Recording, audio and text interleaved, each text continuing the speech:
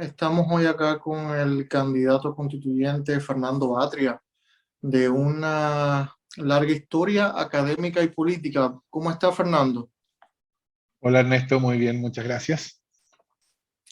Óigame, es un placer tenerlo acá. El gusto es mío, pues, el gusto es mío. Usted tiene muchos libros, tiene, bueno, por lo menos yo conté 5 o 6 libros. Hay uno del 2013 incluso. Quisiera empezar hablando un poco sobre su vida académica. ¿Cómo ha sido? Bueno, yo soy profesor de Derecho ahora de la Universidad de Chile. Eh, yo hice mi doctorado en la Universidad de Edimburgo, volví el año 1999 y me incorporé a la Universidad de Talca, al sur de Santiago, y volví de Talca a Santiago el 2003, donde me incorporé a la Universidad de Chile y a la Universidad Adolfo Ibáñez. Estuve en ambas hasta el año 2015 y desde entonces estoy ahora íntegramente en la Universidad de Chile. Yo me dedico a enseñar teoría del derecho, teoría política, derecho civil también. Y en ese contexto, primero, por así decirlo, académicamente, surgió mi interés por lo que uno podría llamar el problema constitucional, eh, que ha sido materia de mi trabajo académico desde hace alrededor de 15 años. Eh, y claro, la manera en que yo veía desarrollarse el problema constitucional me llevó a tener también participación en la discusión pública sobre el problema constitucional y también sobre derechos sociales, que es otro de los temas que yo estaba desarrollando. Y eso fue dando paso cada vez más a una actividad política. Eh, yo participé del comando de una comisión constituyente o sobre el problema constitucional que convocó la entonces candidata Michelle Bachelet, eh, y eso me puso más en el centro de la discusión política sobre la nueva Sí, constitución. eso vi el tema este que participó, pero en el 2010 usted se incorporó al Partido Socialista, Sí, sí, yo entré al luego Partido Socialista el día de la derrota. compite, compite en el 2017 como diputado en la Cámara de Diputados, pero fracasa.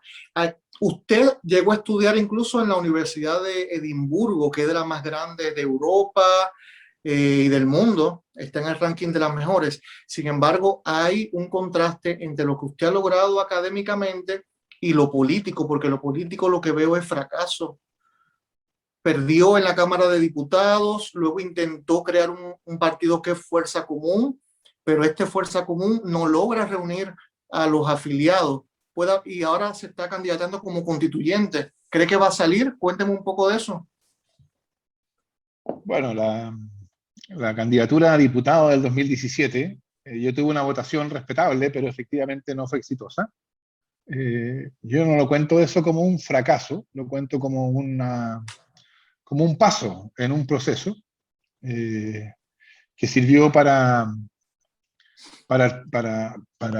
crear, o sea, para constituir un grupo que tenía una visión común, que venía trabajando de antes, pero eso le dio integridad, eh, es parte del grupo con el cual después nosotros salimos del Partido Socialista, comenzamos el proyecto de Fuerza Común. El proyecto de Fuerza Común no logró reunir las firmas porque tuvimos que buscar las firmas en los hechos en las peores circunstancias posibles, ¿no? Con todas las medidas de restricción a la movilidad y a la circulación propias de la pandemia. Nosotros lanzamos el proyecto con Fuerza Común a fines de febrero del año 2020 y la pandemia se desató en Chile como la primera o segunda semana de marzo del 2020, justo después. Entonces, el hecho de que no haya resultado eso tampoco, que no hayamos podido inscribir el partido a tiempo, no creo que sea en ese sentido que tenga el significado de un fracaso. ¿Y usted cree que Eh, resulte su candidatura ahora como constituyente? bueno, yo soy optimista, yo creo que sí, pero las predicciones no sirven de mucho, sobre todo cuando estamos a 3 semanas de la elección. Yo creo que el 15 y 16 vamos a ver, yo espero que tengamos un resultado favorable. Sí. Usted causó mucha polémica, por lo menos en algún sector de Bópolis, por una por una propuesta que usted hizo o algo que habló y eso realmente como que destapó tremendo problema. Bópolis mandó una carta o suscribieron una carta donde lo cuestionaban a usted porque aunque era profesor de Derecho no cumplía las reglas porque quería como que alterar el tema del quórum. Eh, ¿Qué reflexión le merece eso? ¿Qué tiene que decirle a estos personeros? Bueno, yo eso también lo respondí por el mismo diario, ¿no? A mí me parece un poco absurda la idea de que, eh, de que las reglas no pueden ser cambiadas ni complementadas, ni siquiera de acuerdo a los procedimientos que las reglas fijan. Ah, los términos del proceso constituyente han ido variando de acuerdo a los procedimientos establecidos. Se incorporó la paridad en la convención, se incorporaron los escaños reservados, se cambió la fecha de la elección. Primero se cambió la fecha del plebiscito, después se cambió la fecha de la elección. Todo eso se hizo de un modo distinto a como estaba originalmente acordado, pero respetando los procedimientos conforme a los cuales hay que decidir las cosas. Y yo lo que dije fue, dentro de esos procedimientos, que a mí me parecía razonable la idea de un plebiscito intermedio.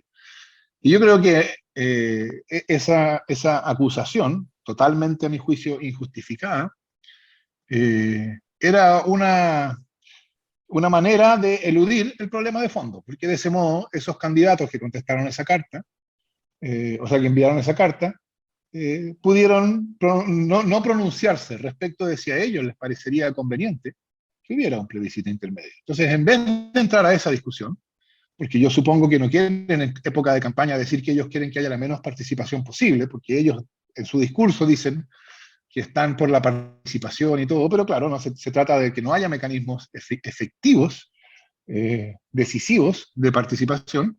Para evitar decir eso en la campaña y supongo perjudicar sus posibilidades electorales, prefirieron salir con este otro argumento que es un poco, a mi juicio, absurdo. ¿Cómo va a ser contra las reglas cambiar las reglas? Eso es decir, eso es lo mismo que pensar que una reforma legal es contra el derecho. Eso es absurdo. Bien, hay también algunos cuestionamientos para algunos candidatos de ese sector como Gonzalo Blumel, que fue ministro o secretario del Interior de Piñera. ¿Qué cree usted sobre esta figura, particularmente la de Gonzalo?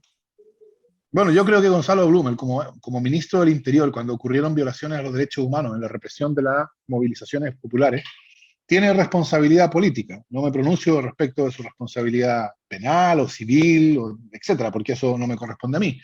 Pero yo creo que evidentemente el ministro que según la ley concentra la iniciativa política y la decisión política en materias de orden público y seguridad interior, evidentemente tiene responsabilidad política por lo que ocurre cuando ocurren violaciones a los derechos humanos como las que vimos, con esa enorme cantidad de personas que resultaron mutiladas, etcétera. Eso no lo inhabilita legalmente para ser candidato. Él está en su derecho de presentar su candidatura y Evópoli, si considera que esa persona es un buen representante de ese partido, también tiene todo el derecho de promover su candidatura. Pero yo creo que no sería la mejor cosa que la nueva constitución, que como miembro de la convención constitucional estuviera la persona que tiene responsabilidad política por esos hechos. Por cierto, la decisión en todo caso, la decisión no es mía, la decisión será del electorado, eso también va de suya. Hábleme un poco de su propuesta para la nueva constitución, ¿qué cree usted que debiera cambiarse? La constitución, la nueva constitución, no es un capricho de nadie, aunque parte de la campaña de quienes se oponían a la nueva constitución en el plebiscito pretendía mostrarlo así. Yo creo que a esta altura es claro que no es un capricho de nadie. La nueva constitución es la necesidad, la solución a un problema que tiene Chile. Y el problema que tiene Chile es que tiene una política institucional que a los ojos de los ciudadanos y ciudadanas yo creo que está totalmente deslegitimada. Yo creo que la idea democrática, la idea de que el poder institucional responde al pueblo y entonces es la manera en que se manifiesta y se realizan las demandas que surgen de la sociedad, esa idea yo creo que hoy día no tiene ninguna realidad en la experiencia de las personas en Chile.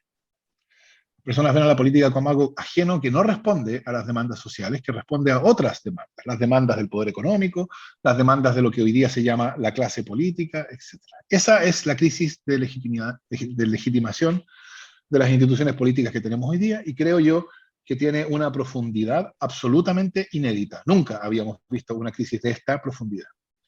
Y la nueva Constitución necesita solucionar esa crisis. Esa crisis, creo yo, es el criterio con el cual medir la nueva Constitución. La nueva Constitución tiene que estar a la altura de esa crisis para poder proveer una solución. Y por eso yo creo que la primera cuestión, no la única ni la más ni la única importante, pero sí la primera, es que la nueva Constitución necesita crear una institucionalidad política que haga realidad esa idea. La idea de que el poder que se maneja por la política institucional es un poder que viene del pueblo, de la sociedad. Si no hace eso la nueva Constitución, si no cambia la política en ese sentido y así permite que empecemos a solucionar la crisis que hoy día tenemos, entonces esa crisis no se va a solucionar y se va a seguir profundizando. Esa es la primera cuestión. Una institucionalidad política legitimada, o que esté en vías de legitimación ante la ciudadanía.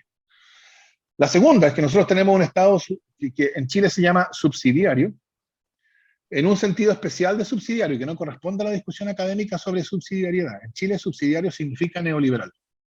Es decir, tenemos un Estado que entiende que su función principal es asegurar las condiciones del mercado, incluso en las áreas tradicionalmente vinculadas a derechos sociales. Y yo espero que eso en la nueva Constitución sea reemplazado por un Estado, para decirlo en el lenguaje del constitucionalismo europeo, un Estado social y democrático de derecho, es decir, un Estado que tiene el deber de realizar derechos sociales. Yo diría que esas son dos de las cuestiones fundamentales de la nueva Constitución.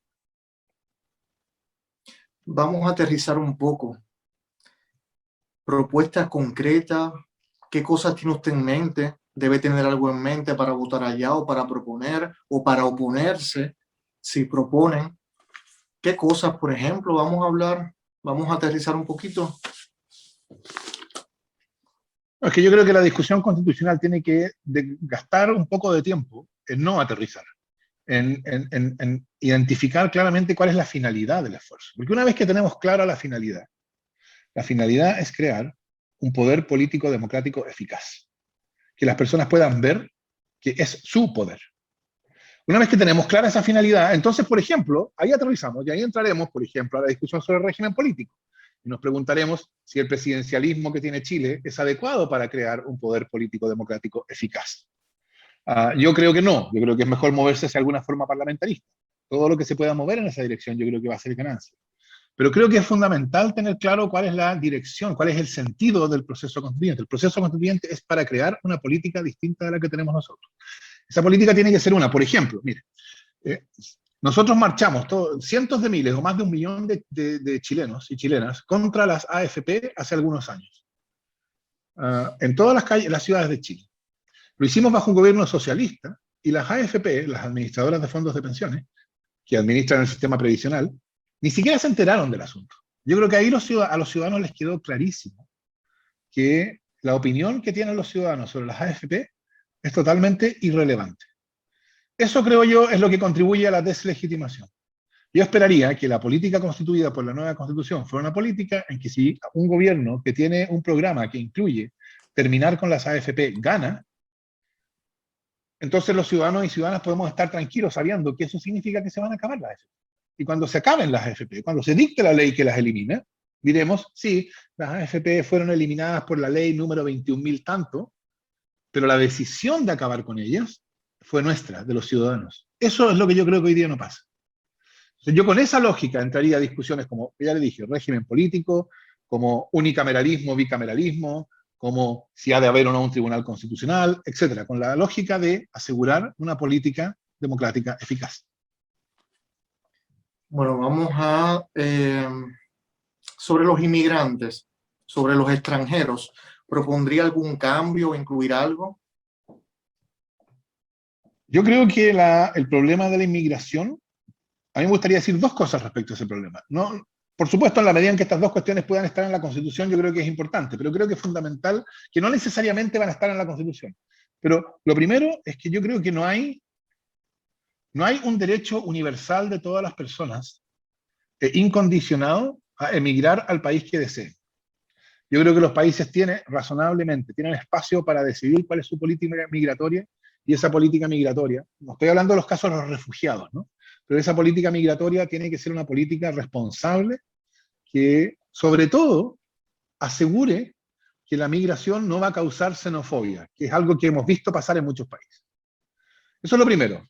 Y eso supone, claro, una política migratoria responsable. Creo que este gobierno ha dado lecciones de lo que es una política migratoria irresponsable. O sea, el presidente Piñera fue a Cúcuta a invitar a todas las personas, a todos los venezolanos y venezolanas que vienen a Chile, y cuando llegaron a Chile, los deportó vestidos uniformados, vestidos con overoles blancos. Eso, creo yo, es usar la política migratoria con fines de política pequeña, y es exactamente esa irresponsabilidad la que yo creo que debe ser evitada. Ahora, la segunda cosa que yo diría sobre el tema es que los derechos que la Constitución, esta, y espero que la próxima, por cierto, los derechos que la Constitución consagra no los asegura a los chilenos, tampoco lo asegura a los ciudadanos, lo asegura a todas las personas. Entonces, todo el que está en Chile, creo yo, tiene los mismos derechos. Entonces, una cosa es cuál es la política migratoria, en el sentido de cuán abierta o cerrada es y cuáles son las consideraciones sobre las cuales ella se puede fijar. Y yo creo que ahí Chile debería tener una actitud abierta ante el mundo, pero cuidando que eso no produzca una reacción de xenofobia interna, por un lado. Y otra es que las personas, una vez que llegan a Chile, quienes están en Chile tienen los mismos derechos que los habitantes de Chile. Ahí no hay diferencias, creo yo. Bien, Fernando, hábleme un poco de su familia. Mi familia, bueno, yo estoy casado con Jimena Fuentes, que es profesora de la Universidad de Chile también, y que es además funcionaria de la Cancillería, está a cargo de la Dirección de Fronteras y Límites del Estado. Tengo 3 hijos en edad universitaria, 2 de ellos, uno en los últimos momentos de la secundaria.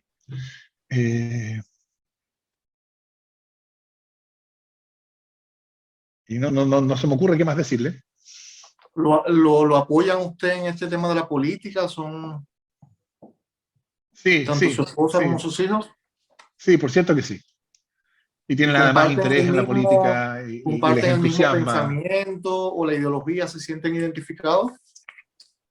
Tendemos a estar de acuerdo, sí, tendemos a tener una mirada común. Eso no significa participación en los mismos grupos. Mis hijas son de Revolución Democrática, pero tenemos una mirada en general común, lo cual no es extraño, porque hemos crecido juntos. Bien, vamos a terminar la entrevista con algunas palabras que le voy a decir. Usted va a hacer la respuesta rápida, breve, en Bueno, una o 2 palabras. Son definiciones. Vamos a empezar. Color. rojo. Música. Para trabajar yo escucho música clásica, piano en general. No la toco, pero me gusta. Para relajarse, ¿qué hace? Veo. Sexo. Normal, por supuesto. Región.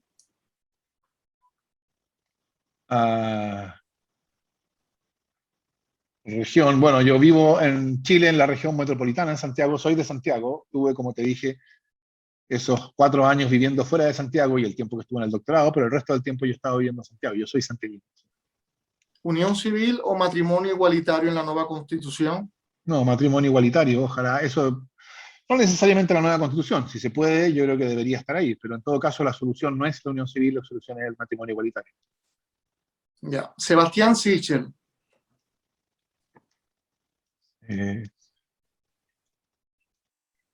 Bueno, es un candidato de la derecha que a mi juicio ha tenido una conducta política más bien oportunista, y por lo cual no tiene mayor, no despierta en ningún sentido mi simpatía. Mario Desbordes. Yo creo que Desbordes entendió que la derecha tradicional que teníamos en Chile era una derecha que no es sustentable, que no es sostenible, y tiene una pretensión de una derecha nueva, con genuino compromiso democrático, que yo creo que no ha caracterizado a la derecha chilena, y todavía está por verse si eso va a resultarle. Ojalá Gonzalo que sí. Blumel. Gonzalo Blumel. Bueno, ya hablamos de Blumel, yo creo que él es el responsable político de las violaciones a los derechos humanos que ocurrieron siendo el ministro del Interior. Tribunal Constitucional. En Chile se ha convertido en una tercera cámara que ha sido tóxica para la democracia. Yo espero que la nueva Constitución simplemente lo elimine y si crea algún otro órgano de control de constitucionalidad que sea, si es que lo crea, que yo espero que no, pero si lo crea, que sea suficientemente distinto de lo que existe hoy día como para que no, para que quede claro que el Tribunal Constitucional de la Constitución del 80 se extinguió con ella y que si se crea algo distinto es una cosa totalmente distinta. ¿Congreso unicameral? En general sí, yo creo que ahí hay espacio para conversar, porque uno podría pensar en formas de bicameralismo racionalizado, no como el que tenemos hoy día, que es un bicameralismo que es mera duplicación. Um, yo en general tiendo, como yo creo que el criterio ahí fundamental es asegurar un poder político democrático eficaz, yo creo que para eso es mejor un parlamento unicameral. Por cierto, esa es una discusión que no se puede separar de la cuestión del régimen político, ¿no? En el caso de un sistema parlamentario sería necesario tener un sistema unicameral o un bicameralismo muy atenuado, con todo el peso, el impulso político en la Cámara Baja y una segunda Cámara de existir que tuviera solo algunas competencias circunscritas y ocasionales. Vamos a terminar con un sueño. Dígame. ¿Un sueño suyo?